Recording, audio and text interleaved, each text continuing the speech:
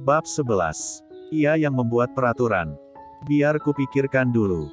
Akhirnya, Selihan mengantar Claire Sen kembali ke rumah keluarga Ye. 3 hari sangatlah singkat, Claire, cepat putuskan, setelah membuat keputusan segera telepon aku. Kata Selihan padanya sebelum pergi, membuat pikiran Claire Sen terasa sangat kalut. Jika ingin tetap tinggal di rumah keluarga Ye, aborsi anak itu. Claire, jangan membawa masalah bagi keluarga Sen. Claire Sen menatap dirinya sendiri di cermin. Apa yang harus dilakukannya? Haruskah ia mengaborsi anak itu? Saat ia sedang memikirkannya, tiba-tiba terdengar suara langkah kaki di luar. Claire Sen menjadi panik, ia membuka pintu kamar mandi dan melihat Arthur Xiao sedang mendorong Golden Ye masuk ke kamar. Tatapan mereka bertemu, Claire Sen segera memalingkan tatapannya dan berjalan menjauh. Berhenti, sebuah suara dingin terdengar. Claire Sen terpaku. Sudah kau putuskan? Tanya Golden Ye dengan senyum mencemooh, ekspresinya bagaikan hewan buas yang haus akan darah. Claire Sen mengaitkan kedua telunjuknya dan menggigit bibirnya, bukankah kau memberiku waktu 3 hari? Kau berani membiarkanku menunggu 3 hari? Golden Ye meninggikan suaranya. Claire Sen terbelalak, rupanya perkataanmu tak bisa dipegang. Matanya yang indah terbelalak, tampak terkejut dan tak menyangka. Golden Ye memicingkan mata dan mendengus, kau ingin bermain, silahkan. Tapi akulah yang membuat peraturan. Bermain. Claire Sen mengatupkan bibirnya, ia menganggapnya sedang main-main. Jika kau tak mau, atau tak suka, tak apa. Segera kemasi barangmu dan keluar dari rumah keluarga Ye. Mendengarnya, Claire Sen mengepalkan tinjunya. Ia sedang mendesaknya untuk pergi, ia tak ingin ia tinggal di rumah keluarga Ye. Tapi Claire Sen terlalu enggan untuk berdebat dengannya. Ia melepaskan tinjunya yang terkepal, lalu berbalik, mengeluarkan selimut, dan menatanya di tempat tidur. Awalnya Golden Ye mengira ia akan beradu mulut dengannya, tapi ia hanya terkejut sejenak, lalu pergi tanpa mempedulikannya. Seolah menganggapnya tak ada. Ini membuat Golden Ye sangat marah. Arthur Xiao, keluar. Arthur Xiao terkejut mendengarnya, tapi Tuan, aku belum membantu Anda. Bukankah ia telah menjadi istriku? Mulai sekarang ia yang akan melakukannya. Claire Sen yang sedang merapikan tempat tidur segera menghentikan kegiatannya dan bangkit berdiri. Apa yang harus kulakukan? Beritahu dia, apa yang harus dilakukan Nyonya Ye. Arthur Xiao menatap Golden Ye, tak memahami maksudnya, ia akhirnya hanya memberitahu Claire Sen apa yang diketahuinya. Kaki Tuan Muda Ye lumpuh, kau harus berada di sisinya saat ia mandi, dan harus siap melakukan apapun yang diperintahkannya. Setelah berkata, Arthur Xiao menghampiri Claire Sen dan membisikkan beberapa hal. Claire Sen mendengarkan dengan serius, setelah mendengarnya, wajahnya memerah, ia menggigit bibirnya, harus seperti itukah? Arthur Xiao juga menggigit bibirnya, harus, lakukan dengan baik, atau Tuan Muda Ye akan marah dan mengusirmu.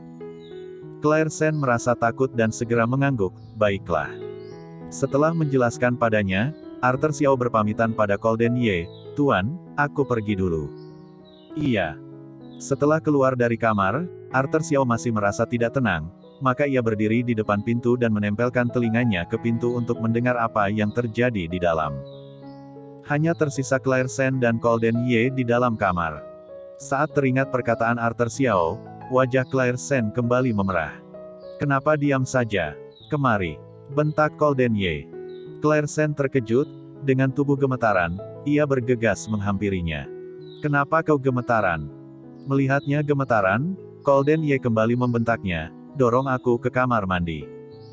Claire Sen melakukan seperti yang diperintahkannya. Kamar mandi rumah keluarga Ye sangat besar, kamar mandi ini dibangun secara khusus untuk kelumpuhan Golden Ye.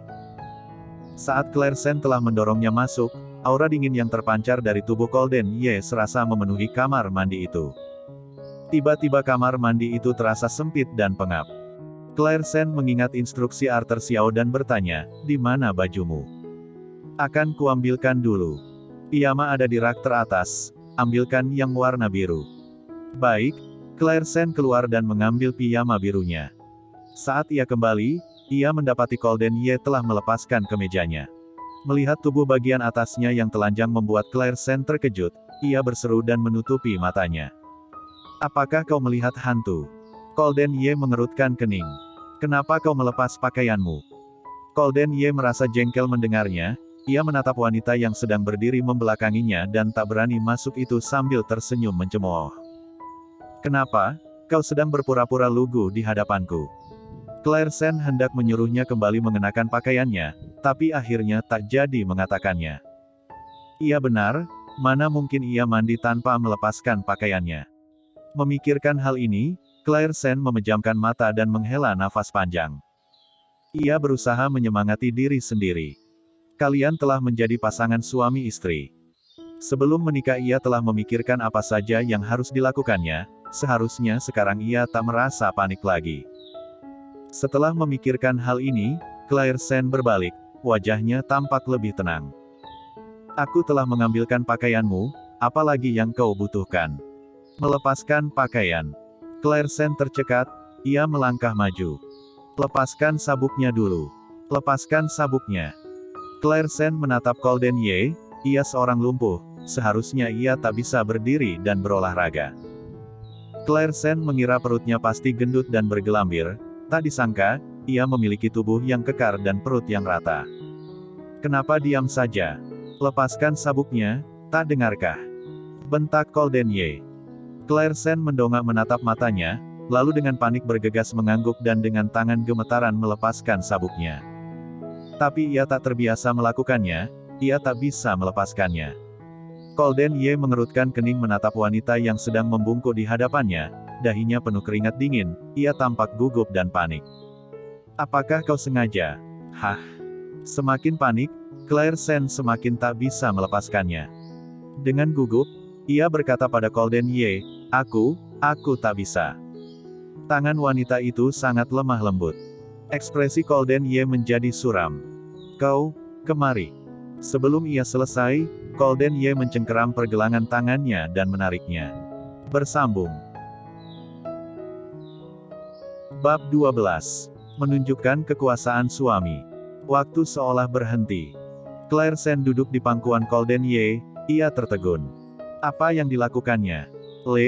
Lepaskan.